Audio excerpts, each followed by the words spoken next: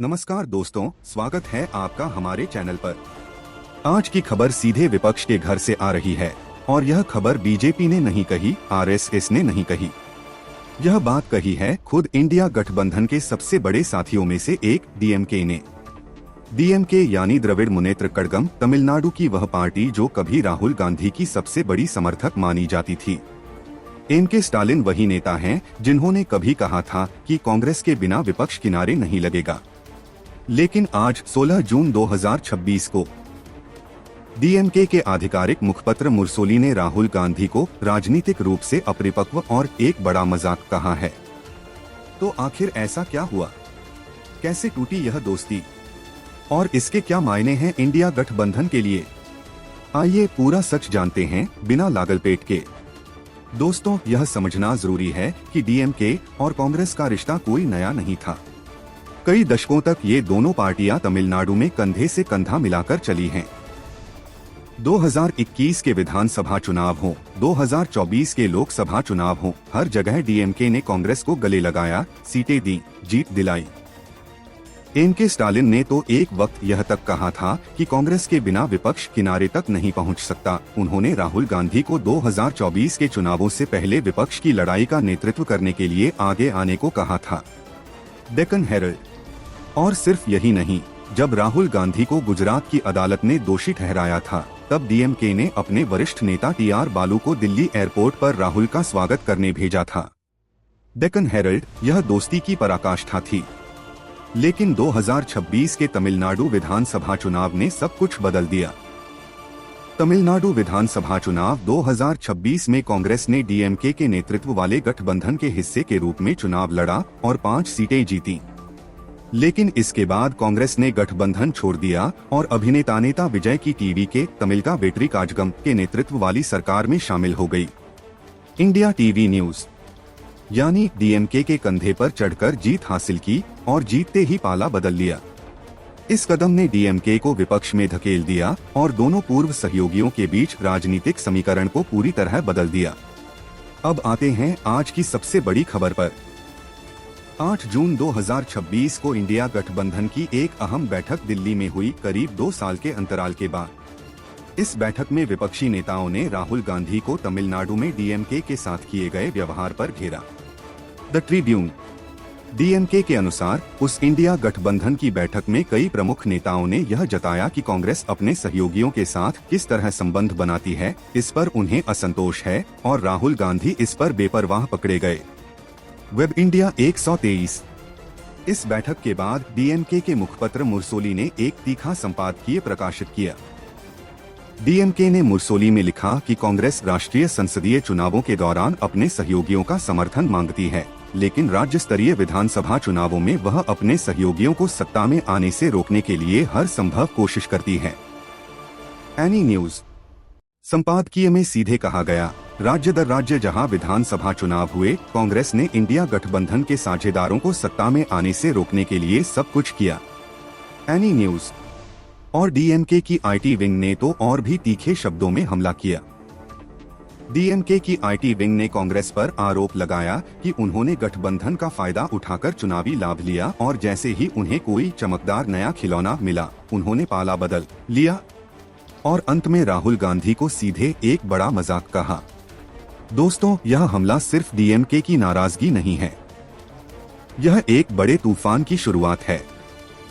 मुरसोली के संपादकीय में विभिन्न विपक्षी दलों की ओर से कांग्रेस की आलोचना का हवाला देते हुए कहा गया कि कांग्रेस के रवैये ने इंडिया गठबंधन के भीतर अक्सर तनाव पैदा किया है। संपादकीय में केरल में कांग्रेस और वाम दलों के बीच पुराने राजनीतिक विवादों का भी जिक्र किया गया। APN news. मुरसोली ने यह भी बताया कि एसपी प्रमुख अखिलेश यादव ने हाल की एक इंडिया गठबंधन बैठक से डीएमके और आप दोनों की अनुपस्थिति पर चिंता जताई थी। साथ ही आरजेडी नेता तेजस्वी यादव ने भी बिहार में कांग्रेस के आचरण को लेकर चिंताएं उठाई थीं। India TV news. 8 जून की बैठक में राहुल गांधी को वाम दल के जॉन ब्रिक्टास, आरजेडी के तेजस्वी यादव और एसपी के अखिलेश यादव ने घेरा। इस पर राहुल ने कहा, मैं सभी आलोचनाओं को मुस्कुराते हुए स्वीकार करता हूं। The Tribune. वाम, एसपी और आरजेडी नेताओं ने कांग्रेस की निर्णायक और समावेशी नेतृत्व की कमी को भी उठाया और कहा कि यह रवैया गठबंधन को कमजोर कर रहा है और इसके एकजुटता तथा भविष्य की व्यवहार्यता पर सवाल खड़े हो रहे हैं। द ट्रिब्यून यानी इंडिया गठबंधन के भीतर राहुल गांधी की छवि अब केवल डीएमके की नजर में नहीं बल्कि एसपी, आरजेडी और वाम दलों की नजर में भी धूमिल हो रही है। आइए अब विस्तार से समझते हैं कि डीएमके ने राहुल गांधी पर कौन कौन से आरोप लगाए हैं। पहला आरोप, राजनीतिक अपरिपक्वता। मुर्सोली ने तर्क दिया कि राहुल गांधी विपक्षी एकता की बात करते हैं जबकि वे खुद कई राज्यों में गठबंधन के साझेदारों के बीच मतभेद पैदा करने में योगदान दे रहे हैं। APN news. दूसरा आरोप, बेईमानी और दोहरा चेहरा। डीएमके का आरोप है कि कांग्रेस जब लोकसभा चुनाव होते हैं तो सहयोगियों का समर्थन मांगती है, लेकिन विधानसभा चुनावों में वही सहयोगी अपने दुश्मन बन जाते हैं। Any news. तीसरा आरोप, गठबंधन धर्म का उल्लंघन।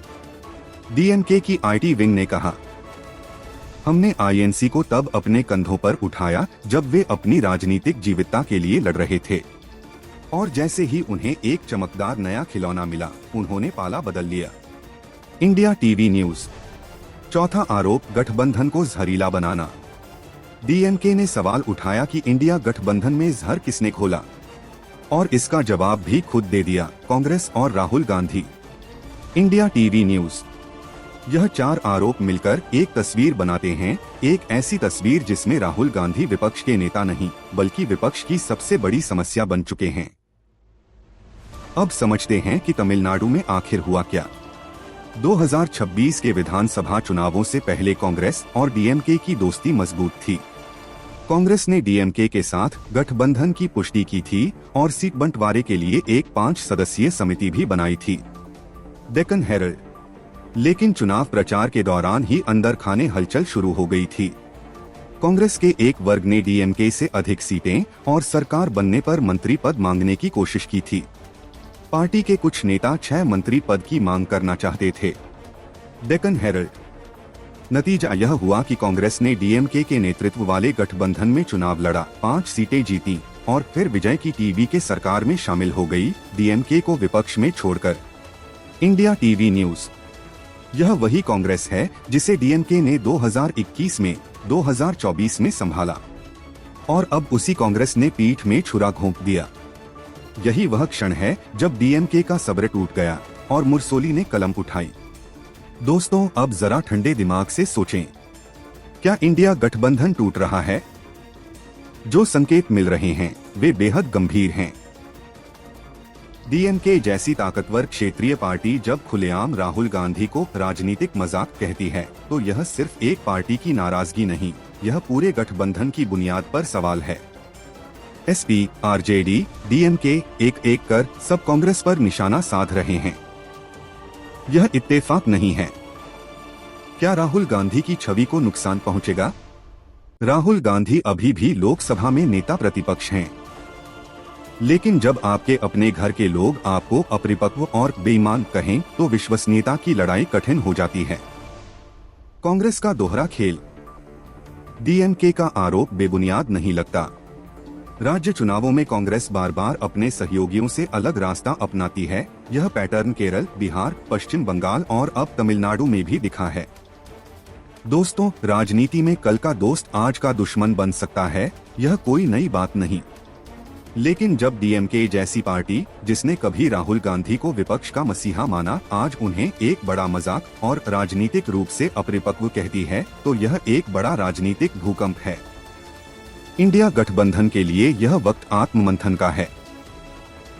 राहुल गांधी के लिए यह वक्त जवाब देने का है और कांग्रेस के लिए यह वक्त यह तय करने का है कि वे सहयोगी चाहते हैं या सिर्फ समर्थक। क्या आपको लगता है कि इंडिया गठबंधन अब भी बच सकता है? नीचे कमेंट में बताइए। अगर यह वीडियो जानकारीपूर्ण लगी हो तो लाइक करें, सब्सक्राइब करें और अपने दोस्तों के साथ शेयर जरूर करें। मिलते हैं अगली बड़ी खबर के साथ। जय हिंद।